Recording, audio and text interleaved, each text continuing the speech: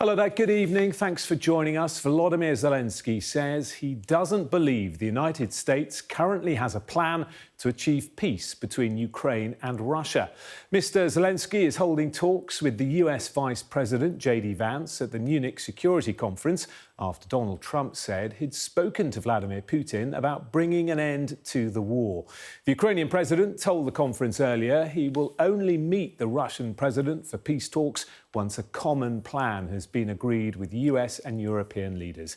It all comes after Sir Keir Starmer said Kyiv was on an irreversible path to NATO, directly contradicting the messaging out of Washington this week. Well, here's what Volodymyr Zelenskyy had to say about that a little earlier. I heard so many times from American side, by the way, Biden's administration and now from President Trump, I heard a lot of messages from them by phone. My first phone call with the President Biden, and my first question, will we be in NATO? He said no. And I said, we will see. And then we had more meetings, more questions, but be very honest, United States, they never saw us in NATO. They just spoke about it. But they really didn't want us in NATO. It's true. I'm not about people, and there are a lot of congressmen, yes, senators, it's true, who've been always in participation with our NATO will, but really on the level of leader of the country, on the level of president, never I heard it, but during my term, I never heard that we will be in NATO. Well, earlier, the US Defence Secretary, Pete Hegseth, said a NATO membership for Ukraine was unlikely. The reality that returning to 2014 as borders as part of a negotiated settlement is unlikely. The reality of US troops in Ukraine is unlikely. The reality of Ukraine membership in NATO as a part of a negotiated settlement, unlikely. And I stand by the comments that I made on that first day in the Ukraine contact group. So what those borders ultimately look like, sir, remains to be seen. And I think is part of the discussion that would be had between our president, Zelenskyy, Putin, and likely Europe's involvement in those discussions as well. Well, let's get a word from Moscow. Our correspondent there is Ivor Bennett and joins us now. Good to see you, Ivor. So Zelenskyy and JD Vance are due to meet any moment, but for President Putin, everything seems to be going his way. It does indeed, doesn't it? I think Russia will be enjoying watching how things are panning out in Munich, because clearly European leaders are still scrambling to figure out how to deal with this dramatic shift from the US, triggered by that news, that bombshell announcement that Donald Trump and Vladimir Putin have started peace negotiations over Ukraine. You heard there from President Zelenskyy. He must be absolutely furious, I think, accusing the US of not having a plan to achieve peace. That is a very bold statement to make ahead of a meeting with JD Vance, because Ukraine still needs the US. And to be a fly on the wall of that meeting as President Zelenskyy tries his best to rein in the Donald Trump deal-making juggernaut. Ukraine and its other European allies, including the UK, are very concerned that they are being sidelined by Moscow and Washington in these peace negotiations. And they're very concerned that the US has already given up two key bargaining chips to Moscow before the talks have really gone underway. Those are the issue of NATO membership for Ukraine, a return to 2014 borders for Ukraine. Neither of those things are realistic, according to the US. There was an apparent change in stance from JD Vance earlier today when he didn't rule out using military action on Russia to force them into a good deal. That is an extraordinary comment in an interview with the Wall Street Journal. But it seems this was more an attempt to appear as an honest broker in these negotiations rather than a credible threat, because his officers already rode back on it. But it's comments like this, I think, that Ukraine will point to as evidence that the US just doesn't have a plan and that they should be included at the table.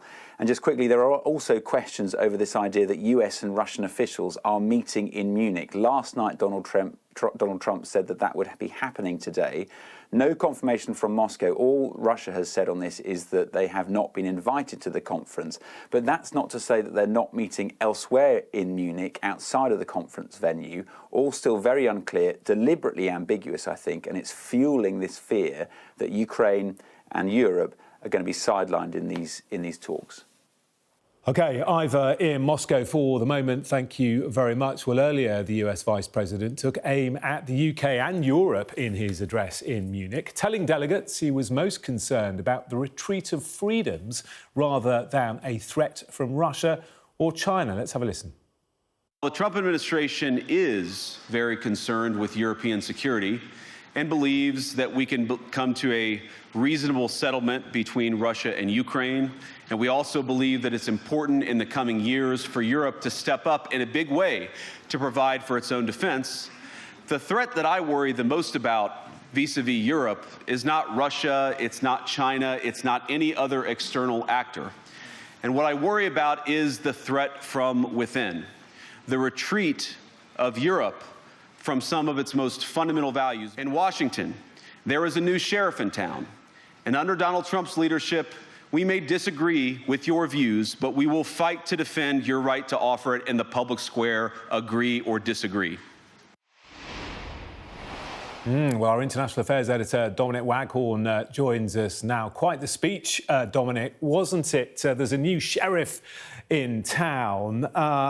Splits between Europe and the UK, of course, and the US, glaringly obvious. Yeah, I think it's fair to say the transatlantic relationship has not been this tested or stretched for decades. I mean, one of the fundamental pillars of our defence and security has been pulled away. Defence based on American military might, that's now been undermined by America saying it can no longer be its primary focus. So, you know, that fundamental orthodoxy of transatlantic diplomacy and security now in doubt, you know, for the first time in 80 years. So it's hard to think of a sort of potential paradigm shift, a change in the world as significant potentially as what we're seeing now. You have to go back to the 30s, I think, to find a potential parallel.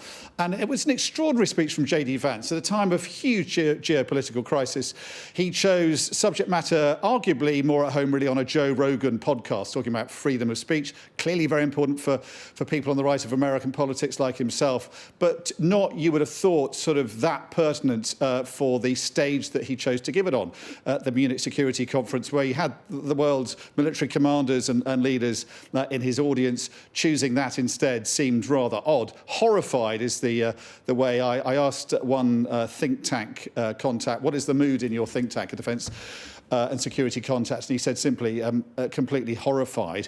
And I think it's the concern at the end of a week that where we've seen so many things apparently discarded by the US president, not just that 80-year commitment to European security, but also more recent commitments to things like Ukraine's future not being discussed without Ukraine being at the table, and the whole potential possibility of land being given away in Ukraine that would reward aggression. This is the observation of another member of a think tank, one of London's leading Russian observers, saying a major shift in US policy towards a dangerous war appears to have been driven by impulse and instinct rather than a disciplined, coordinated interagency process. And I think that kind of sums up the way observers are looking at this. The big fear is that Donald Trump, in a very uncharacteristic way, has given away many of the bargaining chips you would expect him to sort of hold close in negotiations with Vladimir Putin. Another one given away today, potentially giving Russia G7 membership. All of that, as I say, is horrifying observers who are deeply concerned, I think, not just outside of government, but at the highest levels of government across Europe about where this is all leading.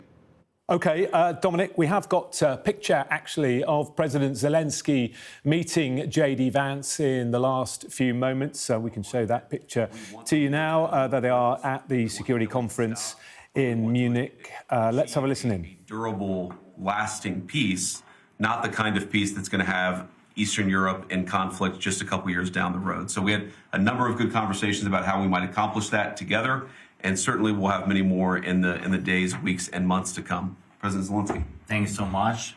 Thank you very much.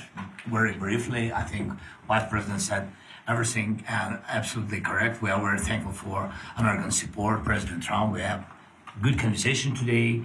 Our first meeting, not last, I'm sure, and really what we need to speak more, to work more, and to prepare the plan how to stop Putin and finish the war. We want peace very much, but we need real security guarantees, and we will continue our meetings and our work, and we will be very happy to see General Kalak also in Ukraine in this closest time. Thank you, Vice President, for meeting. Thank you, colleagues. Thank you so much. Great. Thank you all. Take care, guys. How does this move forward if Ukraine is not ready to come to the table with Putin? If Ukraine is not ready to speak with Putin at the table, how do you move forward? Will you still negotiate? Well, look, I think the way that this conversation moves us forward is, first of all, you have great members of the Ukrainian delegation.